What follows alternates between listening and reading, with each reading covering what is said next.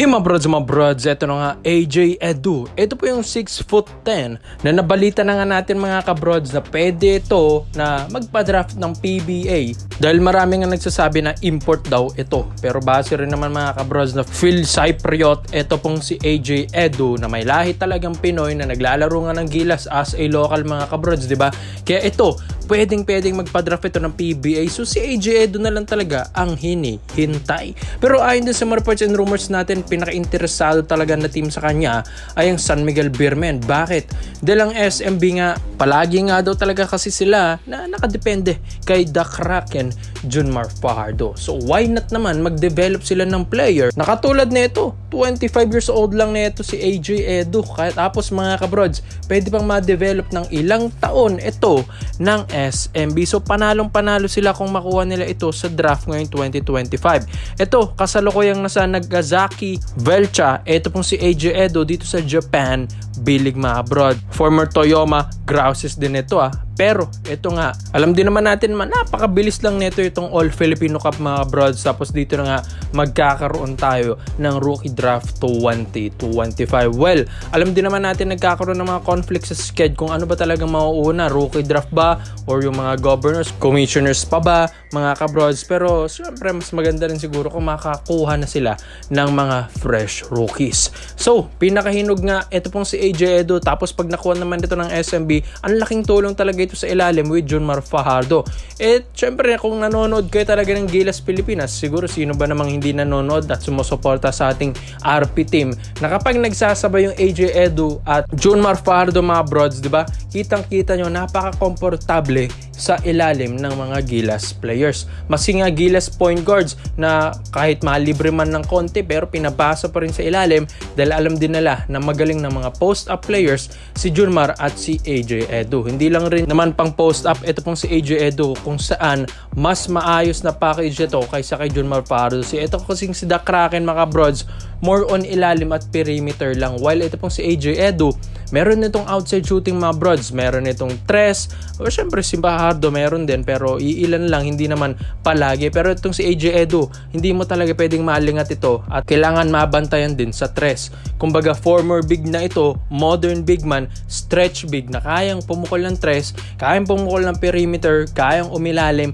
kayang pumisikal. So all in all mga kabroads, ay na kay AJ Edu na ang lahat. 6'10". Hindi naman din sila nagkakalayo ni Junmar Fajardo, tas 25 years old. Tapos ito, athletic din kahit papano mga kabroads. Di hamak naman na mas athletic ito kay Junmar Fajardo at mataas tumalon, rebounds, defense, offense. Maasahan mo si AJ Edu, kaya kailangan lang talaga ma-reach out ng SMB. Ito pong si AJ Edu habang ito ay naglalaro dyan sa Nagasaki Velcha dahil alam din naman natin yung agent din ito ni AJ Edu ang pinakahuling magde-decide nito. Maski rin si AJ dahil alam nila kung saan mas better si AJ Edu kapag ito nga ay hindi na renew ng kontrata ng Nagasaki Velcha. Syempre mga kabroads, isa rin sa mga pwedeng option nila yung bumalik ng Pinas at maglaro sa PBA. So syempre marami na rin tayong mga reports and rumors ng mga Japan B-League players na babalik na rin dito sa Pinas, katulad na lang ni Parks, ni Javi Gomez de Leaño, tapos yung iba rin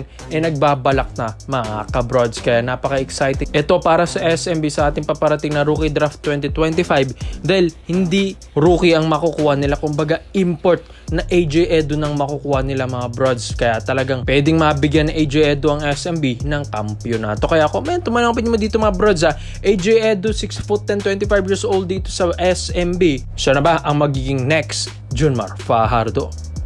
Dito naman po tayo sa kabilang balita naman natin mga kabroads. Ito nga nakita nga na pumipirma na ito pong si Mikey Williams ng Patago dito sa Barangay Ginebra, San Miguel. So ito lang naman si Mikey Williams ang isa nga sa mga gustong kunin na ng TNT Tropang Giga. Bakit mga kabroads? After nga nilagay sa unrestricted free agent ito pong si Jason Castro para lang ma-activate yung Ping Eximiniano. Tapos yung Ray ng Batak naman, injured pa. So ano na namang gagawin ng TNT para magkaroon ulit ng kampyonato? Syempre, walang iba kundi i-activate na nila ito pong si Mikey Williams dahil hindi naman nila kakayanin ng walang Stingray at The Blur. Kaya ito, si Mikey Williams na talaga ang isa sa mga paraan para lang may angat na naman ang TNT Tropang Giga. Pero ito nga gagawin ng TNT. Ito nga si Mikey Williams, alam din naman natin na isa sa mga gagamitin ng tropang 5G, pero hindi nga ito pang matagalan mga kabrod. Siguro nga mga 3 games, 5 games, siguro nga gagamitin nila ito after elimination.